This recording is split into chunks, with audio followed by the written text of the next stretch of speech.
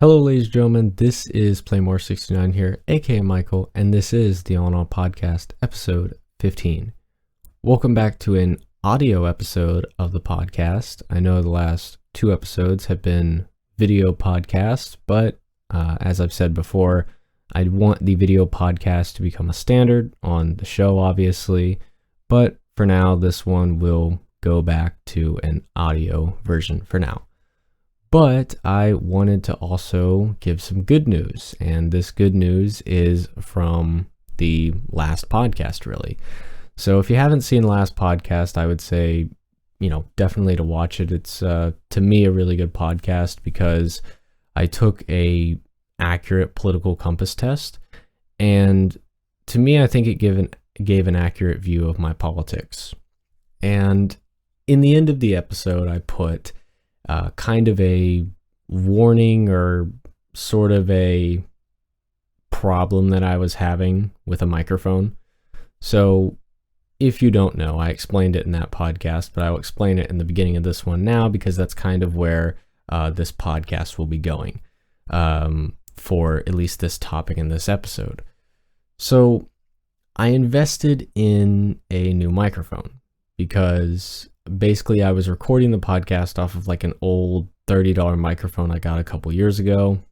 It's not that good. I mean, I was able to tweak the audio to where it was actually manageable. I think that listening back to the podcasts that I have done, it's not that bad, honestly. But I think I needed a little bit of a change. And I know I just do this podcast for fun. Like I said, I do content creation for fun. I've said this on, numerous podcasts that I do this for fun. I do it because I like it. I'm not doing it to like make money or be popular or whatever, but I wanted to make the show a good show. And I feel, just using the $30 microphone probably wasn't the best way to do that. So I invested in an AT 2020 USB Plus. And this microphone I've heard is a top of the line USB microphone. It's probably one of the best USB microphones you can get. And I was really excited, obviously. It was quite expensive, but it had good reviews. It looked good. The audio sounded good, at least from tests that I've heard from other YouTubers and content creators. So I thought, hey, why not do it? Why not just purchase it? So obviously I did, and I started testing it on Windows. Obviously that's, my computer I record off of, and it so happens to run Windows 10. And the audio was very quiet on it. Very quiet. It was just extremely quiet. I wasn't able to really hear myself whatsoever. Like the audio was just, it seemed like the volume was just too low on it. And by the way, it was at max volume in the Windows settings, and it just was on max volume in OBS and Audacity because I tried, Audacity and OBS, two recording softwares that I use, and both of them were giving me negative results. So I obviously thought about, maybe I should try to boost the gain on it. And I did, and I tried to record a segment of the podcast with the gain boosted. Turns out it really didn't work out that well. The gain boosted on the microphone really sounded worse than my $30 microphone. So I put a little bit of a problem that I was having in the last podcast, saying that, I'm going to try my best to find a workaround for this actual microphone, but I don't know if I'll be able to. But just luckily, I guess, and this is really where this topic goes in the podcast, that a popular YouTube channel was doing a Linux challenge. This was Linus Tech tips. And Linus and I think Luke were, they're two hosts of the WAN show, but they were doing a sort of a challenge for a month, and it was basically switching to Linux. So this series that they did, I highly recommend it. I'll be talking about it more throughout the duration of this podcast, but there will be a link in the description down below. It'll basically be a play listen for the 4 episodes. It just comes under an hour and a half, but if you're a tech nerd I would say it's definitely worth it. And you've probably seen it already. It's very popular. But to me personally, it was a really good series. And I remember thinking back to it when I actually recorded the segment last week about like, hey, I don't know if I'll be able to find a workaround. I don't know if it'll be boosting the gain or trying a different software or maybe even just using Linux.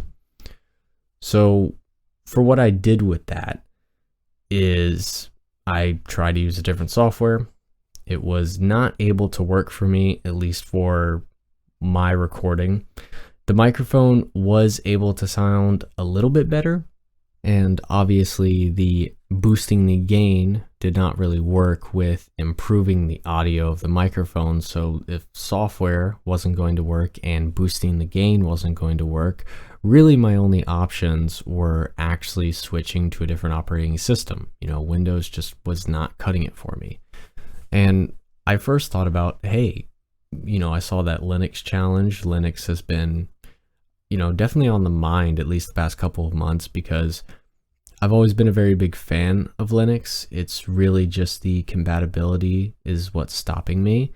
But I think this challenge that they did and the at least information they were able to showcase in it was able to turn my opinion in a more positive way of Linux. Because I always looked at Linux as something I used for work, because as I've talked about before, I work in IT, more specifically cybersecurity, and I've used Linux a fair bit, but I've never used it for like personal use. I've only ever used it for work, and I never really saw it being able to be used for personal use. And their challenge, at least every single video they did, was able to shift my opinion a little bit more positively in Linux. And I finally got an older laptop that I had. And mind you, this laptop is almost a decade old. It probably was manufactured a decade ago. And I booted it up, and obviously Windows doesn't work on it, because I'll get into that story now of why Windows doesn't work on it. Basically, it's an AMD video driver issue that Windows never fixed for this specific computer.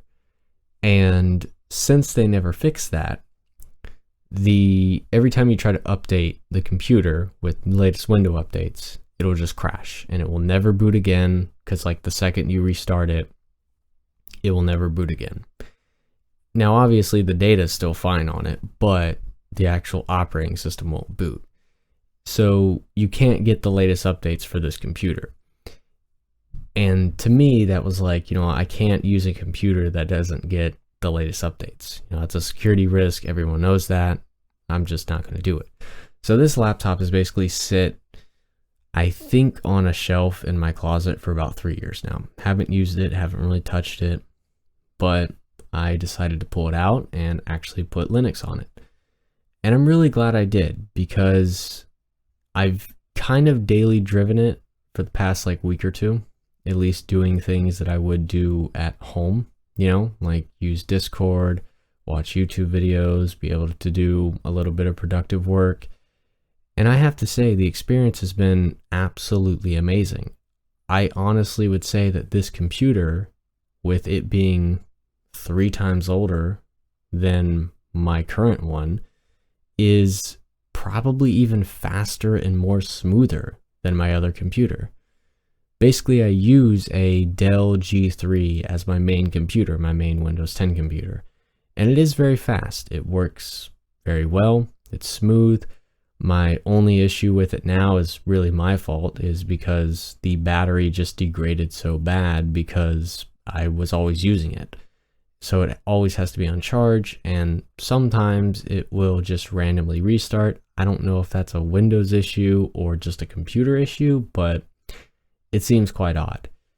Anyways, though, this computer that I'm using now, I'm actually recording off of it with the new microphone, by the way. So hope the audio is sounding a lot better. But the experience with this computer has been absolutely amazing. I can't really put into words how surprised I am of actually using Linux. And for those of you wondering, I basically just used the most simple distro I could find, and this was Ubuntu. This was my most familiar version. I've kind of used it for, I think, at work before, so I was kind of familiar with it. I've also used things like Kali Linux for work a lot. I've also used Linux Mint, but Ubuntu to me was the most familiar. I think I've used it the most, and I've heard that it's basically universal for a lot of laptops, that basically any laptop can run it, no problems should occur. And so far, this computer has been great. I haven't ran into any issues. I've been able to do everything that I've wanted to do without actually searching it up on Google. And to me, that's a good indicator of how good an operating system is for normal users, obviously. And the reason I say that is because if a normal user can't use the operating system without having to do Googling, that to me is a big problem with the operating system. And for this operating system, I haven't been able to do that. You know, I've been able to do everything I've wanted to do, and I've been able to figure it out within 5 to 10 seconds. You know, I plugged in my headphones to the computer and they didn't work immediately. I was able to navigate to settings and change that. You know, it's those little things that show that an operating system is worth using. And same thing with like installing applications. Usually with Linux, you have to do a command like sudo app install or something along those lines, and then the name of the application. But with Ubuntu, they actually have an Ubuntu software store that you just click on. You can search for the software and you can download it that way. And I've been doing that, and I've done it for 3 applications now. I've done it for OBS, Discord, and Audacity. And all 3 have downloaded seamlessly. They all work. And to me, right there is just, it just feels so nice to be able to do that. And this is not on like a Windows or Apple or Mac OS system. So anyways, enough of my Linux experience. I wanted to get into really kind of the topic of this podcast, and it's Linus's series on the Daily Driver Linux Challenge. And this series, again, highly recommend it. The link to the playlist of the 4 videos will be in the description down below. So I just wanted to kind of give an overview of the series and kind of what I thought about it. So the first episode was actually them installing Linux, which really shouldn't be too hard. And I know Luke, he used Linux Mint, and it worked pretty much seamlessly. He was able to just install it and start using it. Now for Linus, he tried using Pop! OS, which Pop! OS has, again, a lot of its problems, but a lot of gamers do use it, so he decided to go with it. Luke decided to go with Linux Mint because he just is very familiar with that. And Linus was able to install Pop! OS, but while installing Steam, he accidentally uninstalled his GUI for the desktop for the OS. And that really obviously messed him up. And then he moved over to Manjaro, and then that was his, Linux that he used. Again, the install to me could be a little bit more simpler, like just installing applications, not uninstalling your desktop, but that's why Linux is a thing for power users. So if they want to forever, for whatever reason, uninstall their desktop, they can. But to me, it's just not something you should have for like a friendly operating system for the average person. So the first episode really wasn't that bad. It's when episode 2 comes around is when kind of the problems start really showing themselves with Linux. And that's really to do with the fact that Linux is not really made for gaming yet. And that's a sad reality. It's a sad reality that Linux users have to face, is that yes, there are many games that run on Linux, no problem. But a lot of games out there, a lot of the most popular games, especially like you can go to Twitch right now and look at the top games that are streamed. I know that's not indicative of what games are popular, but I think that's a really good sign of what people like to watch and what people are playing. And half of those games on Twitch can't be played on Linux, either due to anti-cheat or the game isn't supported. And to me, that's where really the problem is that I think most people that are doing everyday tasks could use Linux. I think that they could use it. They would have to learn it, obviously. There would be the learning curve, but it wouldn't be that hard. Even for someone like me who is a tech savvy person, I have degrees in computer science, I've used Linux before, I still have problems with it. So how can we expect the average person out there doing simple tasks on a computer to actually be able to know these issues and fix them on their own, or even have the capability to do the correct Googling and find a reputable source to actually fix the problem? I think you're asking a lot from the end user there. And that was really episode 2, is that they were able to play certain games, but they had problems with other games. Episode 3 is when the series really picked up for me and is really the changing point, because it was the episode where they did simple tasks on Linux.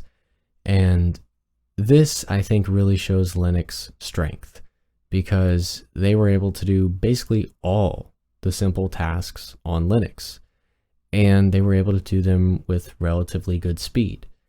And this, to me, shows a lot of positivity when it comes to Linux, that if normal people can install Linux and do average tasks like this, because again, not everyone is a gamer, we have to remember this, and if users can do that, then I think Linux has a bright future, at least with the average people. You would think that for more tech savvy gamer type people that Linux would be more appealing, but it's actually the people doing the simple task work. Maybe Linux is more appealing to them, because at least Luke and Linus were able to do these simple tasks on Linux with not much problem. And I think seeing that video gave me a lot of hope with my computer on Linux, because that's when I officially started actually trying to daily drive my Linux laptop. And that's when I really started to see that in doing so, I was able to do pretty much everything I did on Windows. I mean, things looked a little different and they felt a little different, but overall I was able to do the same tasks, no problem. And that brings me to the final episode of the series. And that's really the hard pill to swallow episode, where it basically they lay out the hard truths about Linux. And basically, to summarize of what they said, is that for simple tasks, everyday tasks, they were able to do them, no problem. But when it actually came to playing games, while some of the games were able to be ran on Linux, a lot of the times they had problems, and these were problems that they weren't able to fix. And I think Linus, he really said a good quote in his series, which he said that he understands now why some people are console gamers, because they just want to play games. You don't want to troubleshoot your PC just to play a game. And traditionally with Windows, the most technical thing you'll have to do is update a driver, which again is just clicking a button. But with Linux, there's a lot more problems that could occur, and you could spend hours troubleshooting your PC just to try to play a game. And I think that's why gamers don't really want to move over to Linux, because why would you want to waste your time, troubleshooting your computer when you could be playing a video game? And I think that, Linus said it best, is that he understands why some people are console gamers, because they just want to play games. They don't want to be troubleshooting their PC for hours just to play a game. Additionally, there was a lot of pushback from especially the Linux community online with this series going on Linus Tech Tips. And the pushback was basically that at least the Linux community felt that they were kind of being smeared in some way. But I think it's really just a problem with the Linux community online. They seem to be very pompous about using Linux. They seem to be like the vegans of Linux, or of the computer world, tech world, is they think that they are higher or mightier just because they use Linux. Again, at the end of the day, it's just an operating system. And when you have developers of these Linux operating systems acting, like pompous assholes to people online, if they have genuine problems they're trying to ask for, I don't think that's a good look for the Linux community. And I think I watched a pretty good, at least, critique of this series, and this was Mudahar. So this was some ordinary gamer. He does a lot of tech videos and really just anything he wants to on his channel. I really kind of aspire to be sort of like a Mudahar as a YouTuber, is just kind of doing what any video he wants. But he does a lot of tech videos, and one of the videos he did was reacting kind of like to the whole series and like the generality of the points. And I think he was able to give a pretty neutral perspective on it, but also say some really insightful things. And I think there's one point that I really wanted to hit on for, at least what he said. So basically, he's like, he uses his, Linux computer because he natively runs Arch Linux to do all of his everyday tasks and, whatever he needs productivity wise. And then he runs a Windows 7 or Windows 10 VM for gaming. And to me, at least I had this idea, and it might be a stupid idea, but to me, I think it would work really well. So I think the separation totally of computers would work. Now, what do I mean by this? I mean that maybe you should have two separate computers, one running Linux and one running Windows 10. Now, you're probably asking, why would you want to go with two computers? It makes no sense. The reason that I would say to that is, for a productivity standpoint, at least looking at it through that lens, if you're on one computer, you know what you're going to do. You're going to game. And if you're on another computer, you know what you're going to do. You're going to be productive. And to me, that separation is really important, because at least I think your most badass gaming computer will be your desktop. That'll be running Windows. So whenever you're using your desktop, you can run Windows. And then your productivity computer, it could either be another desktop, but most likely a laptop, something you can bring around and be able to do productive stuff on. And that, to me, I think would solve a lot of the issues with at least Linux versus Windows and kind of the community, is that kind of separation of computers. Is because you can have a, basically decade-old laptop like I'm using right now and be able to do all the productive stuff that you want to do on Linux, because frankly, it just runs a lot better than Windows 10 did on this laptop. And you could have a more badass desktop running Windows 10 just used for gaming. To me, I think it's a really good idea. Now, will people actually use it? I have no idea. I've heard of some people in the community using it, but I think this should be a much bigger talking point than it really is, because it's a lot more simpler. When you talk about VMs and pass-throughs and, managing them as like, this is my gaming VM and, I only open this to play games, and having to do pass-throughs with your graphics card, to the average person, that's a daunting task. And I think when Mudahar kind of says that in his videos, I don't think the average person is even thinking about how they could do that. To me, separating the computers, physically, having one as your gaming PC and one as your productivity PC, and they could each run different operating systems, it would get more people into Linux while also making the gaming experience kind of what it should be. Simple and easy, and not, difficult like it would be on Linux, or in my opinion, also very difficult if you're running a Windows 10 VM inside of Linux and have to do NVIDIA card, pass-throughs and then manage it that way. A lot of people pretty much don't have the technical skill to do that either way.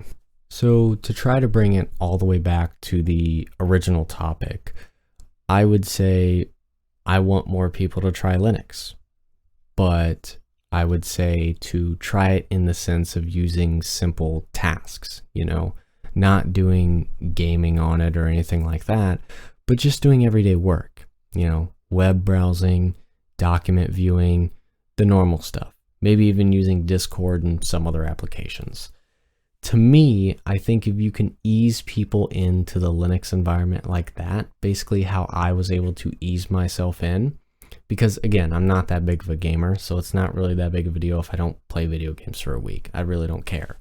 But to a lot of people, that is a big selling point.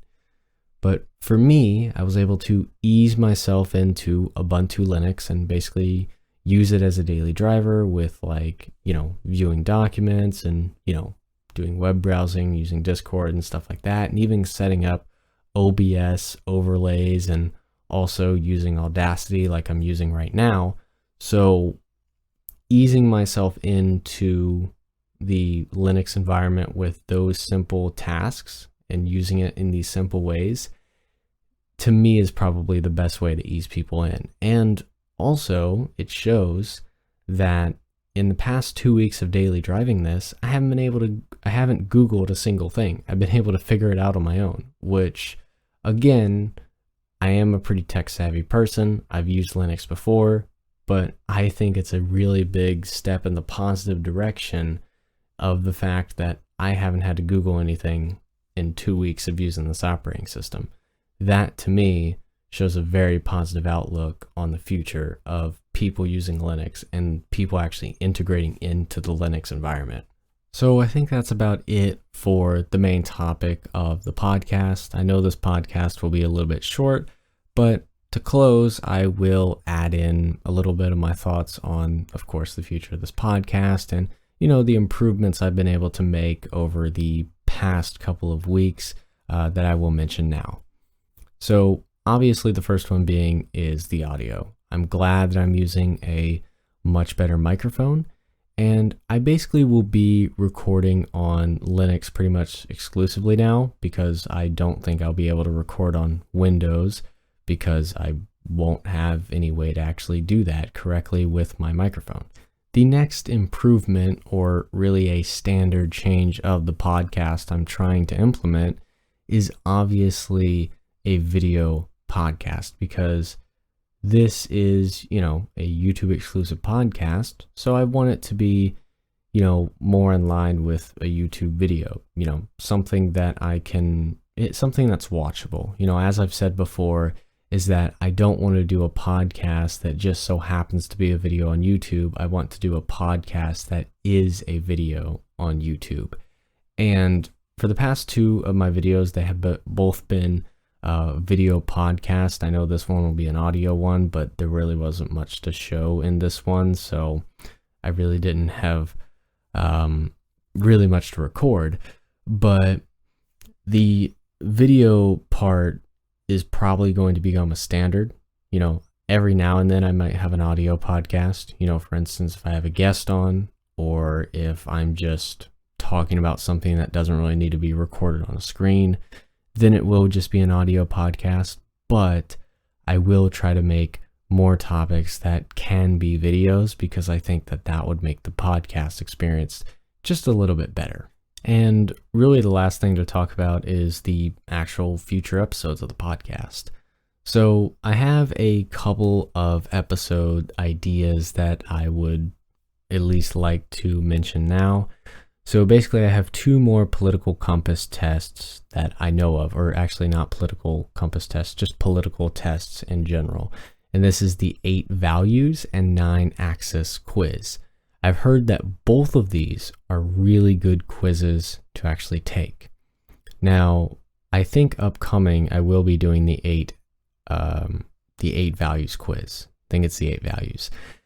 And that is about a 70 question test, if I remember correctly. And the 9-axis quiz is the one I'm kind of worried about because I've heard that it's also a really good test, but it's 216 questions. That could literally be a 2-3 hour podcast easy. I mean, if I'm literally doing 216 questions and to stay focused on all of those questions, that would break the record of my longest podcast. My longest podcast is an hour and 43 minutes, almost an hour 44. I haven't ever recorded a 2-hour podcast before. And if I'm having 216 questions, I guarantee that podcast would probably maybe even go over 3 hours.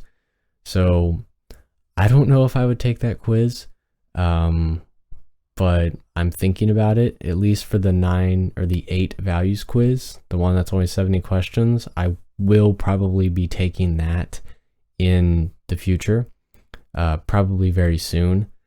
And I think another big thing is I'm trying to get guests on. I haven't had a guest on in a while, I think since episode 8. And I do definitely want to get more guests on. I've actually thought about kind of asking some of the people that I know on Discord to be on my podcast. I think it's really just out of fear that I haven't asked them because, again, it's like I don't even know if they'll do it. I don't even know if they'll even, I don't know, it just seems very odd to me that, to say, hey, could you jump on a call with me and can I record it for my podcast? I don't know if they would be too fond of doing that, but I might have to resort to that because I don't want to say I'm running out of topic ideas, but it is very hard to come up with a good enough topic to record on every week. I don't just want to click record and have no idea what I'm talking about or have really or record something I don't even want to record, because again, I do this for fun. So I'm trying to just find topics I like to talk about and, find things I like to record. And obviously politics is a big thing of that and, tech news and really just anything I want to record. But I am kind of running out of ideas at the moment. So I don't really know what will be in the long-term future, but at least the short-term future will probably be another political quiz and hopefully more guests on. Regardless, that's about it for this episode of the podcast. If you have any topics you would like me to cover in future episodes of the podcast, please leave a comment down below. Anyways, thank you so much for listening. I hope you enjoyed it. And until next time, see ya.